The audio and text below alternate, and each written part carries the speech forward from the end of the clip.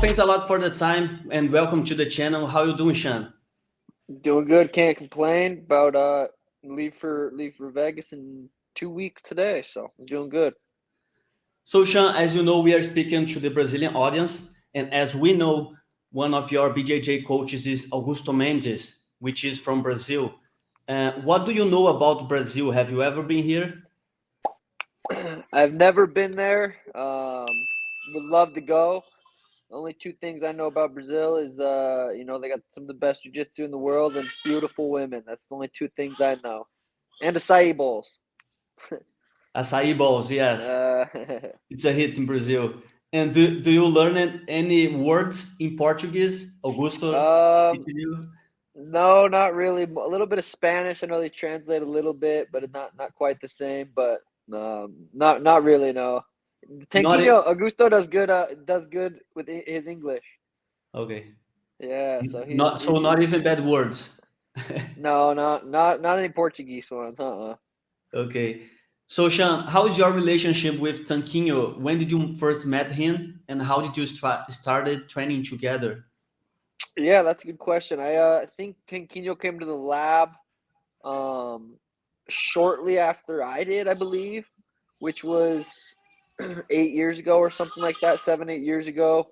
I still was very new to jiu-jitsu, and everyone at the gym was just like so, respectful of Tanquinho and just like we're like in awe of Tanquinho because he was at the gym, and I didn't understand that he was like one of the literally one of the best to ever do it. This was 7 years ago, and he's accomplished even more since then.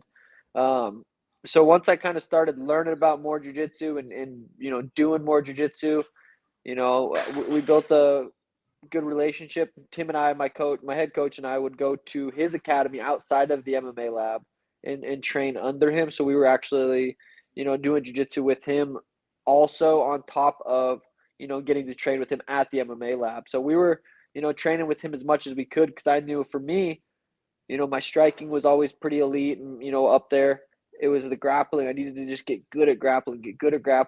And who better to walk through those doors and to become one of our mentors and one of our professors, than Tanquinho. So, super, super lucky and grateful that he came to Arizona when he did.